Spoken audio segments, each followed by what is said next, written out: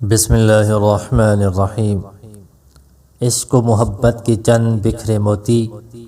جب نبی علیہ السلام مرض الوفات کی حالت میں تھے تو حضرت ابوبکر صدیق رضی اللہ تعالی عنہ نماز کی امامت کرواتے تھے۔ ایک مرتبہ نماز پڑھا رہے تھے کہ نبی علیہ السلام تشریف لائے تو حضرت ابوبکر صدیق رضی اللہ تعالی عنہ فوراً پیچھے ہٹے۔ نماز سے فراغت پر نبی علیہ السلام نے فرمایا، ابوبکر، میں خود تمہیں حکم کر چکا تھا تو تم اپنی جگہ پر کھڑے رہنے سے کون سی چیز مانع تھی؟ عرض کیا، یا رسول اللہ صلی اللہ علیہ وسلم، ابو قحافہ کا بیٹا اس لائق نہیں کہ رسول اللہ صلی اللہ علیہ وسلم کے آگے بڑھ کر نماز پڑھائے۔ جب نبی علیہ السلام نے دنیا سے پردہ فرما لیا تو صحابہ کرام پر غم کا پہاڑ ٹوٹ پڑا۔ حضرت عمر جیسے جلیل القدر صحابی ہاتھ میں تلوار لے کر کھڑے ہو گئے کہ جس نے کہا کہ نبی علیہ السلام فوت ہو گئے ہیں، میں اس کا سر قلم کر دوں گا۔ جب حضرت ابوبکر صدیق رضی اللہ تعالی عنہ کو پتہ چلا تو آپ تشریف لائے۔ بخاری شریف میں ہے، پس ابو بکر آئے اور نبی علیہ السلام کے چہرے سے چادر ہٹائی، پیشانی کا بوسہ لیا اور کہا، آپ پر میرے ماں باپ قربان، آپ نے زندگی بھی پاکیزہ گزاری اور پاکیزگی سے ہی خالق کو جا ملے۔ سیدنا حضرت ابوبکر صدیق بعض قرائن سے یہ پتہ چل چکا تھا کہ اب محبوب سے جدائی ہونے والی ہے، اس لیے جب سورۃ النصر نازل ہوئی تو صحابہ کرام خوش ہوئے، مگر عاشق زار ابوبکر صدیق دل گرفتہ ہو کر مسجد کے کونے میں رونے بیٹھ گئے۔ صحابہ کرام رضوان اللہ علیہم اجمعین نے کہا، لوگ فوج در فوج داخل ہوں گے تو یہ پیغام خوشی ہے۔ فرمایا، ہاں، لیکن جب کام مکمل ہو گیا تو محبوب بھی تو اپنے محبوب حقیقی سے جا ملے گا۔ میں جدائی کے تصور سے بیٹھا رو رہا ہوں۔ جب فتح مکہ کے دن حضرت ابوبکر صدیق کے والد حضرت ابو قحافہ ایمان لائے تو نبی علیہ السلام نے بہت خوشی کا اظہار فرمایا۔ اس پر عاشق صادق نے کہا، قسم ہے اس ذات کی جس نے آپ کو دین حق کے ساتھ بھیجا ہے، اور ان کے اسلام کی نسبت مجھے اپنے چچا ابو طالب کی اسلام لانے کی خوشی زیادہ ہوئی۔ جب حضرت ابوبکر صدیق اس کے رسول میں اتنا کمال کر چکے تھے کہ اب ان کو اپنے محبوب کی شان میں ذرا سی گستاخی بھی برداشت نہ تھی، چنانچہ ایمان لانے سے پہلے ایک مرتبہ ان کے والد نے نبی علیہ السلام کی شان میں کوئی نازیبا بات کر دی تو حضرت ابوبکر نے ایک زوردار تھپڑ رسید کیا۔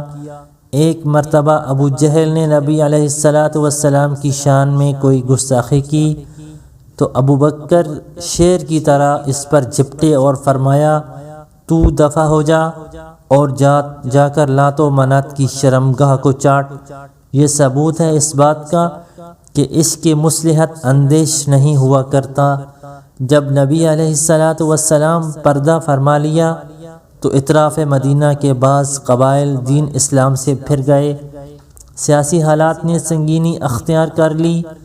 اکثر صحابہ کی رائے تھی کہ لشکر اسامہ کو واپس بلایا جائے، جس کو نبی علیہ السلام قیصر روم کے مقابلے میں روانہ کر چکے تھے، لیکن حضرت ابوبکر صدیق نے فرمایا، قسم ہے اس ذات کی جس کے سوا کوئی معبود نہیں، ابوبکر ہرگز نہیں ہو سکتا کہ اس لشکر کو واپس کرے جسے اللہ کے محبوب نے آگے بھیجا۔ میں اس لشکر کو واپس ہرگز نہیں بلاؤں گا، اگرچہ مجھے یقین ہو کہ کتے ہماری ٹانگیں کھینچ کر لے جائیں گے۔ عشق کا فیصلہ عقل کے فیصلے سے متصادم تھا، لیکن دنیا نے دیکھا کہ خیر اسی میں تھی۔ سازشیں خود بخود دم توڑ گئیں، دشمنوں کے حوصلے پست ہو گئے، سیاسی حالات کا کایا پلٹ گئی۔ عشق ایک مرتبہ پھر جیت گیا۔ حضرت ابوبکر صدیق نے اپنی وفات سے چند گھنٹے پہلے حضرت عائشہ صدیقہ رضی اللہ تعالی عنہ سے پوچھا کہ نبی علیہ السلام کی وفات کس دن ہوئی اور کتنے کپڑوں میں دفن کیا گیا۔ مقصد یہ تھا کہ مجھے بھی یوم وفات اور کفن دفن میں نبی علیہ السلام کی موافقت نصیب ہو۔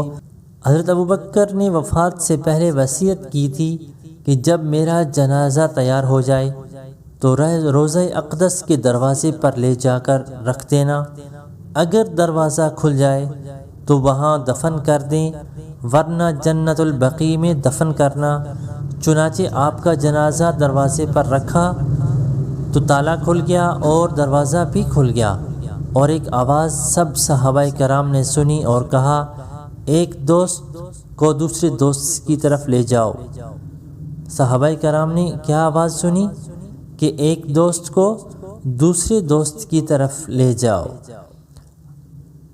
حضرت عمر اور عشق رسول صلی اللہ علیہ وسلم کے انوکھے چند نمونے۔ سیدنا حضرت عمر فاروق رضی اللہ تعالی عنہ بہت شفاف اور نکھری ہوئی شخصیت کے مالک تھے۔ جب حالت کفر میں تھے تو نبی علیہ السلام کو شہید کرنے کی نیت سے گھر سے نکلے۔ جب ایمان قبول کر لیا تو بیت اللہ شریف کے قریب ہو کر اعلان کیا، اے قریش مکہ، اب مسلمان برسر عام نمازیں پڑھیں گے۔ جو اپنی بیوی کو بیوہ اور بچوں کو یتیم کروانا چاہیے وہ عمر کے مقابلے میں آئے۔ آپ کے ایمان سے اللہ تعالیٰ نے مسلمانوں کو تقویت بخشی۔ ایک مرتبہ دل میں اشکال پیدا ہوا کہ نبی علیہ السلام مجھے اپنی جان کے علاوہ ہر چیز سے زیادہ عزیز ہیں۔ نبی اکرم صلی اللہ علیہ وسلم نے حقیقت کو واضح فرمایا تو کہنے لگے، اے اللہ کے نبی، اب آپ مجھے اپنی جان سے بھی زیادہ عزیز ہیں۔ پھر ساری زندگی اسی پر جمے رہے۔ اسی پر جمے رہنے کی چند مثالیں ہیں۔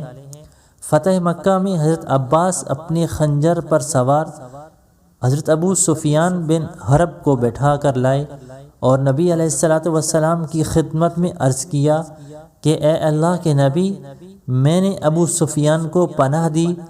حضرت عمر نے عرض کیا، اے اللہ کے نبی، اس دشمن خدا نے آپ کو بہت ایذا پہنچائی تھی، مجھے اجازت دیں میں اس کا سر اڑا دوں۔